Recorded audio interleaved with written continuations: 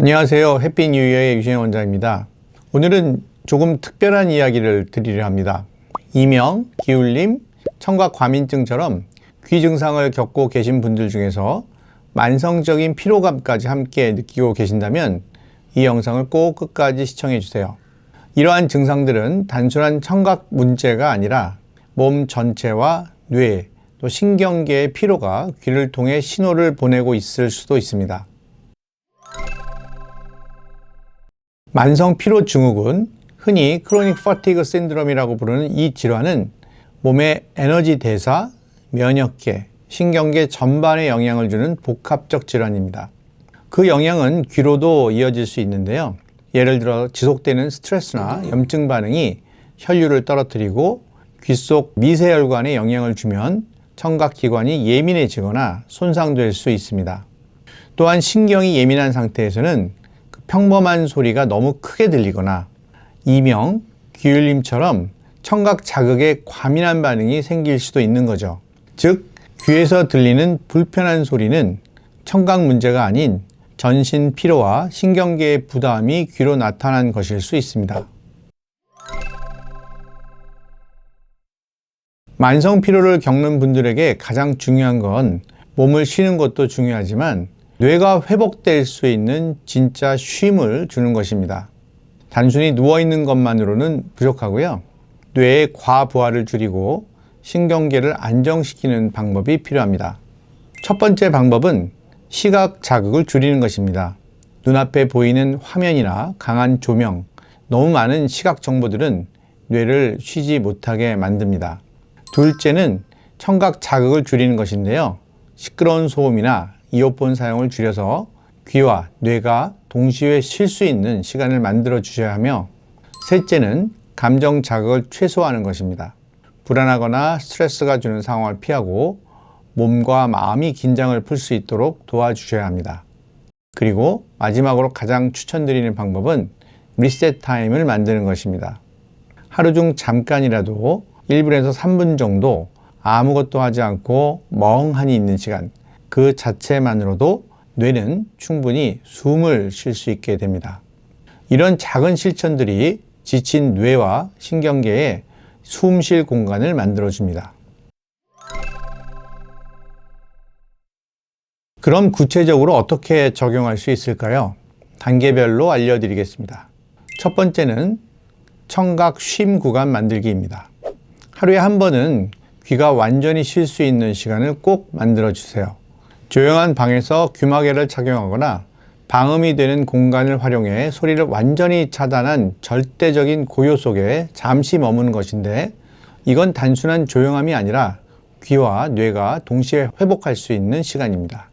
두 번째는 시각 자극 차단과 눈 감기입니다. 밝은 화면, 강한 조명은 뇌에 지속적인 자극을 줍니다. 눈을 감거나 흐린 조명 아래에서 잠시 쉬는 것만으로도 뇌는 큰 휴식을 받을 수 있습니다. 특히 화면을 멀리하는 것, 생각보다 효과가 좋습니다.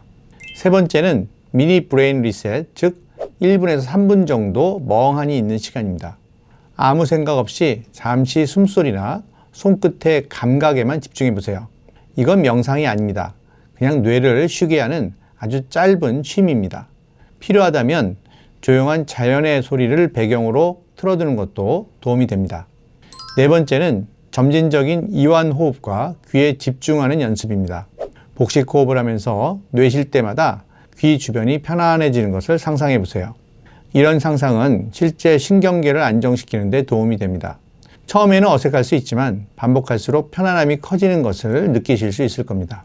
마지막 다섯 번째는 규칙적인 휴식 루틴 만들기입니다. 휴식은 몰아서 한 번에 하기보다 아침, 점심, 오후, 저녁처럼 하루에 여러 번 나누어 짧게 쉬는 것이 훨씬 효과적입니다. 예를 들어 하루에 5분씩만 4번 쉬어도 몸과 뇌는 충분히 반응합니다. 이런 루틴은 귀 증상이 있는 분들뿐만 아니라 만성 피로, 과도한 스트레스, 집중력 저하를 겪고 계신 분들께도 매우 유용한 방법입니다. 일상에 작게 적용해 보시길 권해드립니다. 귀 증상이 오래 지속되고 있는 분들이라면 이미 신경계가 예민해져 있을 가능성이 높습니다. 이럴수록 감정과 생활 리듬 관리가 굉장히 중요합니다. 먼저 감정적인 부분을 보면 불안하거나 걱정이 많고 강한 감정 자극이 있을 때 귀 증상은 더 심해질 수 있습니다. 그래서 정서적인 완충 공간을 만드는 것이 꼭 필요합니다.